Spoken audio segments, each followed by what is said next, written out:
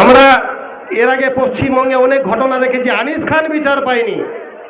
কিছু কিছু তৃণমূলের নেতা গ্রামে গ্রামে ঘুরে বলছে মৌমিতা দেবনাথ, নাম বলাটা ঠিক হচ্ছে না, যে ডাক্তার পড়ুয়া মারা গেছে সে নাকি হিন্দু বলে বামপন্থীরা খুব লাফালাফি করছে।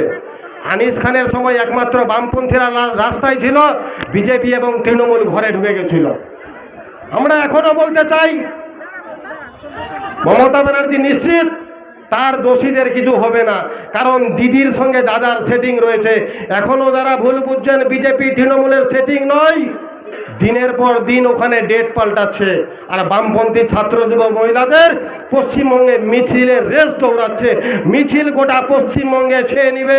আমাদের আরজি করে শ্যামবাজারের চৌমাথায় একটা ধর্ণা মঞ্চ রয়েছে, সেখানে ধর্নায় গোটা পশ্চিমবঙ্গের ছাত্র যুবদের যাওয়ার আহ্বান জানাচ্ছে রাজ্য কমিটি। তিলোত্তমার বিচার দিতে হবে। লাস্ট কথা বলে শেষ করব, পুলিশকে বেশি খারাপ কথা বলতে চাইছিলাম না। পুলিশের থেকে একটা কথা বলে না, বাসের থেকে কঞ্চির দর বেশি, দেশি ভাষায় একটা কথা আছে।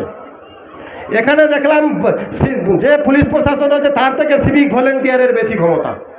প্রথমে লাঠি ছুঁড়ে দিচ্ছে ও মারার জন্য। আমরা বামপন্থী ছাত্র যুব মহিলারা যদি চাইতাম এই গেটটা ভেঙে গুড়িয়ে দিতাম।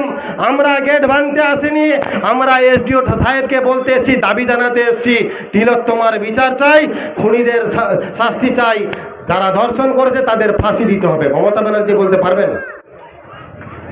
সে বলতে পারবে না যে ধর্ষকের শাস্তি দিতে হবে। ও বলবে ধর্ষক, ও বলছে ধর্ষিতার শাস্তি ফাঁসি দিতে হবে, মানে যে ধর্ষণ হয়ে মারা গেছে তার বেলে ফাঁসি দিতে হবে। আজকে পুলিশ প্রশাসনের উদ্দেশ্যে একটা কথাটা বলতে চাইছিলাম না, কিন্তু কথাটা বলতে বাধ্য হচ্ছি।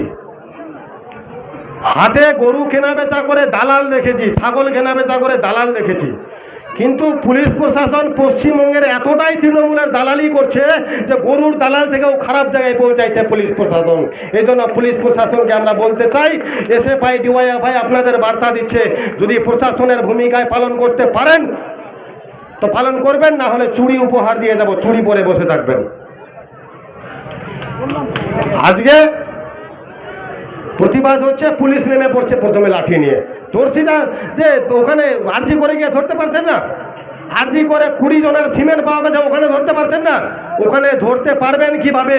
তৃণমূল নেতাদের কাটমানির টাকা আপনাদের মাসে মাসে ঢুকে আপনাদের সংসার চলে, আপনি ধরতে পারবেন কিভাবে? আজকে পুলিশ অফিসারের গলায় বড় বড় লোকের হাতে 5টা আংটি, কার টাকা? তৃণমূল নেতাদের চুরির টাকা। এর হিসাব হবে, সরকার তৃণমূল থাকবে না। আমরা ছাত্র যুবরা কথা দিচ্ছি, তিলোত্তমার বিচার হবে শেষ পর্যন্ত। পুলিশেরও, যে পুলিশটা লাঠি চার্জ করছে তাকে তো ক্ষমা চাইতেই হবে। তার ছবিটা আমরা লাল ডায়েরিতে লিখে রাখলাম। সরকার যেদিন থাকবে না আপনারও এখানে কান ধরে উঠবোস করাবো, কথা দিয়ে গেলাম। ইনকলাব জিন্দাবাদ, ডিওয়াইএফআই জিন্দাবাদ।